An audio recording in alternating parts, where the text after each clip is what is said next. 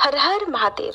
आशुतोष शशांक शेखर चंद्रमौलि चिदंबरा, कोटि कोटि प्रणाम शंभु, कोटि नमन दिगंबरा। दौलत छोड़ी दुनिया छोड़ी, सारा खजाना छोड़ दिया, महादेव के प्रेम दीवाने राज घराना छोड़ दिया। हर हर महादेव। आज आप सब बहुत ही मनोहारी और रोचक कथा का श्रवण करेंगे। आज की कथा बहुत ही विशेष है। अब हम सब सुनते हैं भगवान भोलेनाथ की कथा। पौराणिक कथा के अनुसार अमरावती नगर में एक धनी व्यापारी रहा करता था। दूर दूर तक उसका व्यापार फैला हुआ था। नगर में उस व्यापारी का सभी लोग बहुत मान सम्मान करते थे। इतना सब कुछ होने पर भी वह व्यापारी मन से बहुत दुखी था, क्योंकि उस व्यापारी का कोई पुत्र जो नहीं था। दिन रात उसे बस एक ही चिंता सताती रहती थी कि उसकी मृत्यु के बाद उसके इतने बड़े व्यापार और धन संपत्ति को कौन संभालेगा। पुत्र प्राप्ति की इच्छा से वह व्यापारी हर सोमवार भगवान शिव की व्रत और पूजा किया करता था। सायंकाल को वह व्यापारी शिव मंदिर में जाकर भगवान शिव के सामने घी का दीपक भी जलाता था। उस व्यापारी की भक्ति देखकर एक दिन देवी पार्वती ने भगवान शिव से कहा, हे प्रभु, ये व्यापारी आपका सच्चा भक्त है। कितने दिनों से ये सोमवार का व्रत और पूजा नियमित कर रहा है। भगवान, आप इस व्यापारी की मनोकामना अवश्य पूर्ण करें। तब भगवान शिव ने मुस्कुराते हुए कहा, हे पार्वती, इस संसार में सबको उसके कर्म के अनुसार फल की प्राप्ति होती है। प्राणी जैसा कर्म करते हैं उन्हें वैसा ही फल मिलता है। इसके बाद भी देवी पार्वती नहीं मानी। उन्होंने बार बार आग्रह करते हुए कहा, हे महादेव, हे प्रभु, आपको इस व्यापारी की इच्छा पूरी करनी ही पड़ेगी। ये आपका अनन्य भक्त है। हर सोमवार आपका विधिवत व्रत रखता है और पूजा अर्चना के बाद आपको भोग लगाकर एक समय ही भोजन भी ग्रहण करता है। आपको इसे पुत्र प्राप्ति का वरदान तो देना ही होगा प्रभु।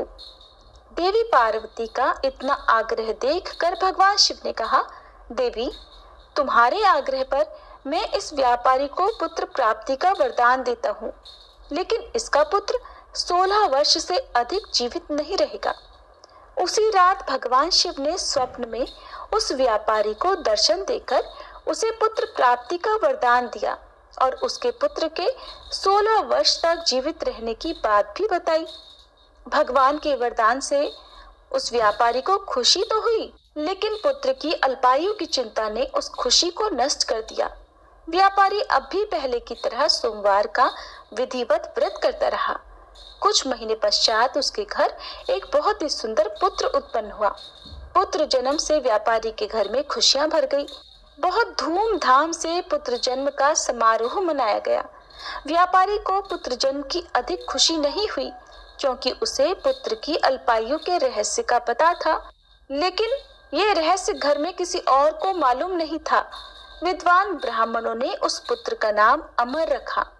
जब अमर 12 वर्ष का हुआ तो शिक्षा के लिए उसे वाराणसी भेजने का निश्चय किया गया। व्यापारी ने अमर के मामा दीपचंद को बुलाया और कहा कि अमर को शिक्षा प्राप्त करने के लिए वाराणसी छोड़कर आओ।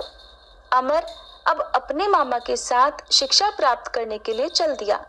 रास्ते में जहाँ भी अमर और दीपचंद रात्रि विश्राम के लिए ठहरते, वहीं यज्ञ करते और ब्राह्मणों को भोजन भी कराते थे। लंबी यात्रा के बाद अमर और दीपचंद एक नगर में पहुंचे। उस नगर के राजा की कन्या के विवाह की खुशी में पूरे नगर को सजाया गया था। निश्चित समय पर बारात आ गई, लेकिन वर का पिता अपने बेटे के एक आंख से काना होने के कारण बहुत चिंतित था। उसे इस बात का भय सता रहा था कि राजा को इस बात का पता चलने पर कहीं वह विवाह से इनकार न कर दे, इससे उसकी बदनामी होगी। वर के पिता ने अमर को देखा तो उसके मस्तिष्क में एक विचार आया। उसने सोचा, क्यों न इस लड़के को दुल्हा बनाकर राजकुमारी से विवाह करा दूं। विवाह के बाद इसको धन देकर विदा कर दूंगा और राजकुमारी को अपने नगर में ले जाऊंगा। वर के पिता ने इस संबंध में अमर और दीपचंद से बात की।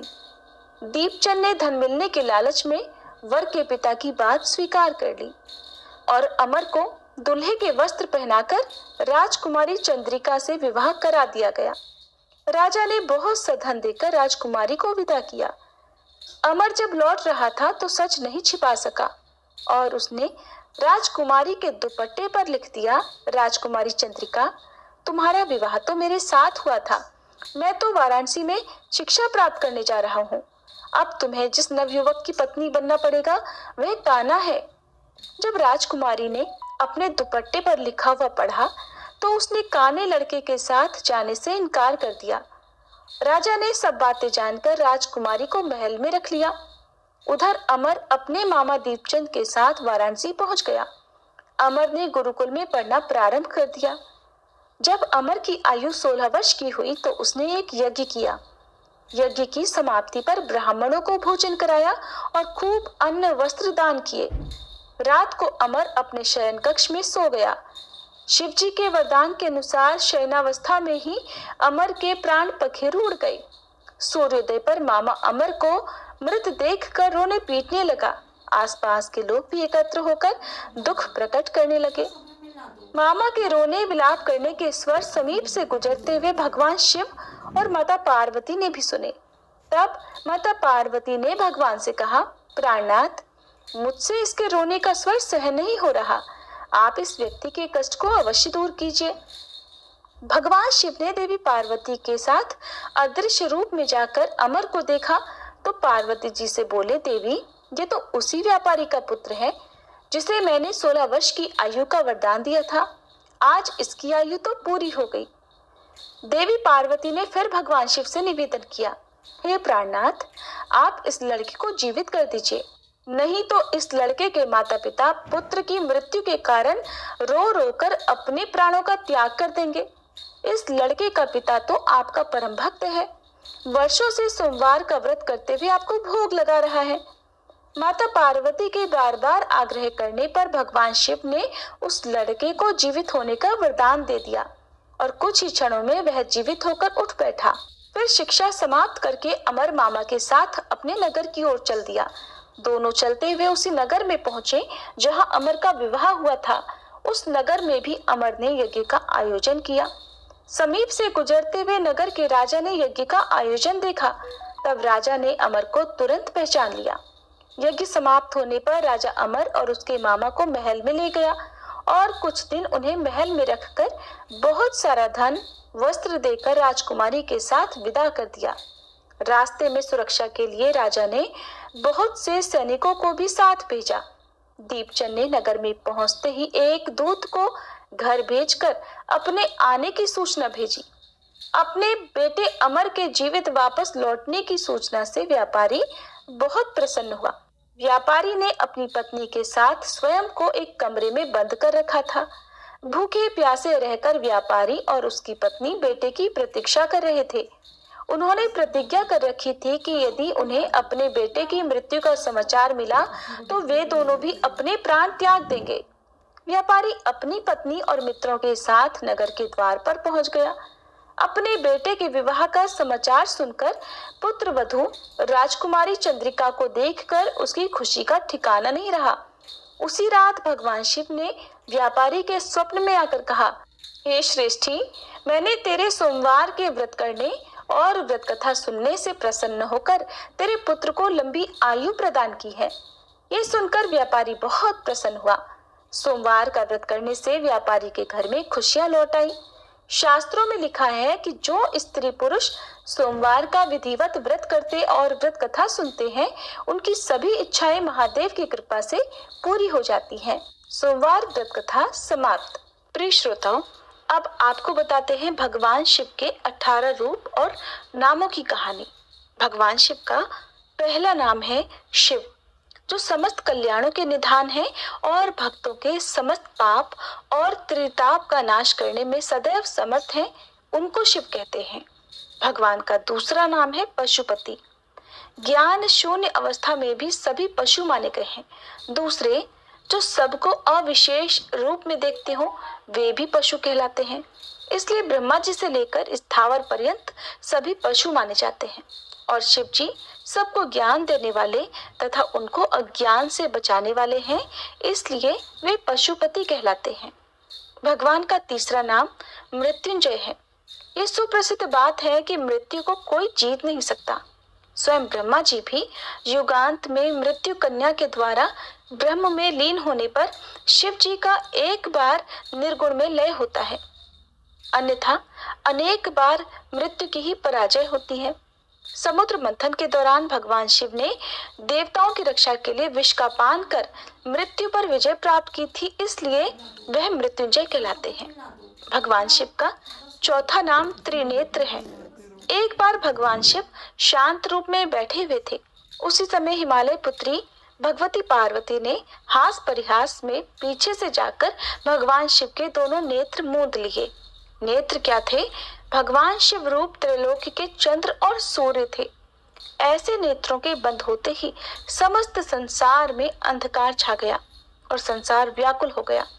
तब भगवान शिव के ललाट से युगांत कालीन अग्नि स्वरूप तीसरा नेत्र प्रकट हुआ। उसके प्रकट होते ही 10 दिशाएं प्रकाशित हो गई, अंधकार हट गया और हिमालय जैसे पर्वत भी जलने लग गए। ये देखकर जैसे पर्वत भी जलने लग गए, तुरंत देवी पार्वती घबरा गई और हाथ जोड़कर भगवान की स्तुति करने लगी। तब भगवान शिव प्रसन्न हुए और उन्होंने संसार की परिस्थिति पहले जैसी बना दी। तभी से वह चंद्रार्काग्नि विलोचन अर्थात त्रिनेत्र कहलाने लगे। भगवान शिव का एक नाम कृत्तिवासा है। कृत्तिवासा वो होते हैं जिनके गज चर्म का वस्त्र हो। ऐसे वस्त्र धारण करने वाले भगवान शिव हैं।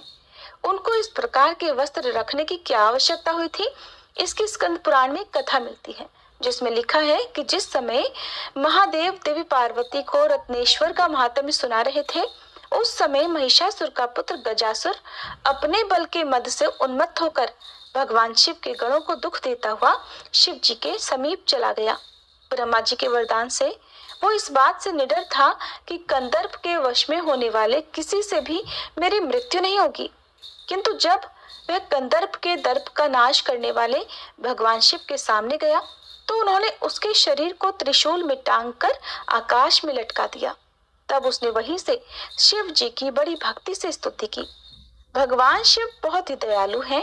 वो कितना भी बड़ा पापी क्यों न हो, यदि ऐसा पापी सच्चे मन से भगवान शिव का स्मरण करे, भगवान की स्तुति करे, तो वो उस पर भी प्रसन्न होकर उसे भी आशीर्वाद दे देते हैं।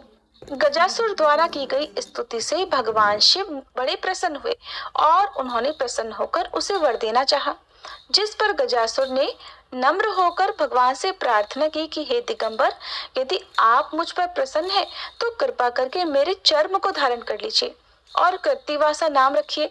जिस पर भगवान शिव ने तथास्तु कहा और फिर वैसा ही किया। भगवान शिव का छठा नाम है पंचवक्त्र।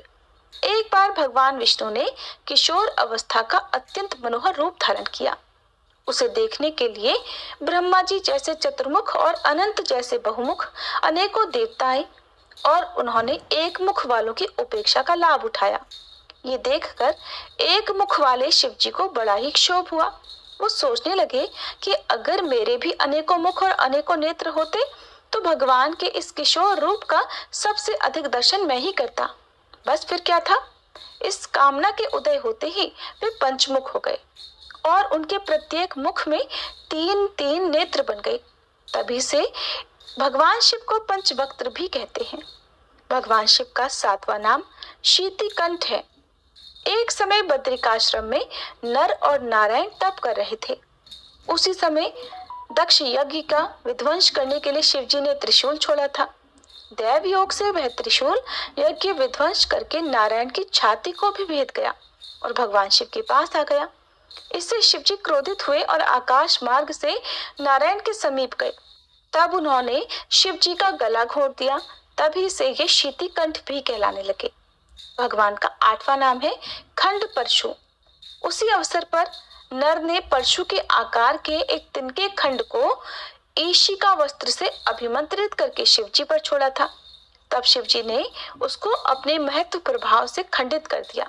तभी से वह खंड परशु भी कहलाते हैं। भगवान का 9वां नाम प्रमथापित है। कालिका पुराण में लिखा है कि 36 कोटि प्रमथगण भगवान शिव की सदा सेवा किया करते हैं। उनमें 13,000 तो भोग विमुख, योगी और ईर्ष्या आदि से रहित हैं। शेष कामुक और क्रीड़ा विषय में भगवान शिव की सहायता करते हैं।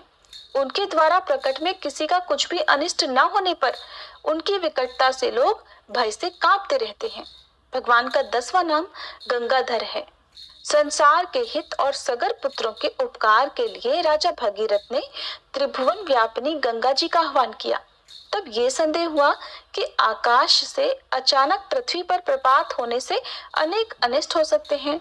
इसलिए राजा भगीरथ की प्रार्थना से गौरी शंकर ने गंगा जी को अपनी जटामंडल में धारण कर लिया। इसी से इनका एक नाम गंगाधर भी पड़ गया। भगवान का 11वां नाम महेश्वर है। जो वेदों के आदि में ओंकार रूप से स्थित रहते हैं वो महेश्वर कहलाते हैं। संपूर्ण देवताओं में प्रधान होने के कारण भी इन्हें महेश्वर कहा जाता है। भगवान का 12वां नाम रुद्र है। दुख और उसके समस्त कारणों के नाश करने से तथा संहार आदि में क्रूर रूप धारण करने से शिव जी को रुद्र कहा जाता है। 13वां नाम विष्णु है। पृथ्वी, अप, तेज, वायु, आकाश इन 5 महाभूतों में तथा जड़, चैतन्य आदि संपूर्ण सृष्टि में जो सदैव व्याप्त रहते हैं उन्हीं को विष्णु कहते हैं। ये गुण भगवान शिव में सर्वदा विद्यमान रहता है, इसलिए शिव जी को विष्णु भी कहते हैं। 14वां नाम पितामह है। अर्यमा आदि पितरों के तथा इंद्र आदि देवों के पिता होने और ब्रह्मा जी के भी पूज्य होने से भगवान शिव को पितामह भी कहते हैं। 15वां नाम संसार वैद्य है। जिस प्रकार निदान और चिकित्सा के जानने वाले सवैद्य उत्तम प्रकार की महाऔषधियों और अनुभूत प्रयोगों से संसारियों के समस्त शारीरिक रोगों को दूर करते हैं, उसी प्रकार भगवान शिव भी अपनी स्वाभाविक दयालुता से संसारियों को भव बंधन से मुक्त करते हैं। अन्य वेद आदि शास्त्रों में भी सिद्ध किया गया है कि भगवान शिव अनेक प्रकार की अद्भुत, अलौकिक और चमत्कृत औषधियों के ज्ञाता हैं। उनके पास से अनेक प्रकार की महाऔषधियां प्राप्त हो सकती हैं और वे मनुष्यों के सिवा पशु, पक्षी और कीट पतंग आदि ही नहीं, स्थावर जंगमात्मक संपूर्ण सृष्टि के प्राणी मात्र की प्रत्येक व्याधि, प्रत्येक रोग के ज्ञाता और उसको दूर करने वाले भी हैं। इसलिए वह संसार वैद्य नाम से भी जाने जाते हैं। भगवान शिव का 16वां नाम है सर्वज्ञ। तीनों लोकों और तीनों काल की संपूर्ण बातों को भगवान सदाशिव अनायास जान लेते हैं, इसी से उन्हें सर्वज्ञ कहते हैं। भगवान शिव का 17वां नाम है परमात्मा। अब तक बताए गए सभी गुणों से संयुक्त होने और समस्त जीवों की आत्मा होने से भगवान शिव परमात्मा भी कहलाते हैं। भगवान शिव का 18वां नाम है कपाली। श्री ब्रह्मा जी के मस्तक को काटकर उनके मस्तक को कई दिनों तक अपने कर में धारण करने से आप कपाली कहे जाते हैं। तो ये थी भगवान शिव के 18 नामों की जानकारी। अगर आपको पसंद आई हो तो वीडियो को लाइक जरूर कीजिएगा। आज 6 जनवरी दिन सोमवार का पंचांग। मित्रों, आज सोमवार का दिन है। यह दिन पूर्ण रूप से भगवान शिव को समर्पित है। ऐसा कहा जाता है कि जो लोग इस दिन भाव के साथ पूजा पाठ करते हैं उन्हें धन, सुख और सौभाग्य की प्राप्ति होती है। पंचांग के अनुसार आज पौष माह के शुक्ल पक्ष की 7वीं तिथि शाम 6:22 तक रहेगी। वहीं सूर्योदय सुबह 7:18 पर होगा और सूर्य अस्त शाम 5:37 पर होगा। वहीं सूर्योदय सुबह 11:29 पर और सूर्यास्त देर रात 12:21 पर होगा। शुभ मुहूर्त अमृतकाल दोपहर 2:32 से 4:04 तक रहेगा। ब्रह्म मुहूर्त सुबह 5:26 से 6:21 तक रहेगा। विजय मुहूर्त दोपहर 2:11 से 2:53 तक रहेगा। गोधिल मुहूर्त शाम 5:37 से 6:04 तक रहेगा। निशिता मुहूर्त 12 बजे से 12:54 तक रहेगा। अशुभ समय राहु काल सुबह 8:33 से 9:56 तक रहेगा। गुलिक काल दोपहर 1:43 से 3:06 तक रहेगा। आज का दिन सबके लिए शुभ एवं मंगलमय हो। नमस्कार।